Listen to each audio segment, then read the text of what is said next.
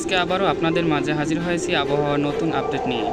বাংলাদেশের কোন কোন জেলায় কীরকম আবহাওয়া থাকবে সে বিষয়ে আবহাওয়া দপ্তর কী জানিয়েছে সেটা নিয়ে আজকের এই ভিডিও। ঢাকা, টাঙ্গাইল এবং ফরিদপুর সহ এই বিভাগের অনেক স্থানে অস্থায়ী দমকা ও ঝড়ো হাওয়া সহ বৃষ্টি ও বজ্রপাত হতে পারে।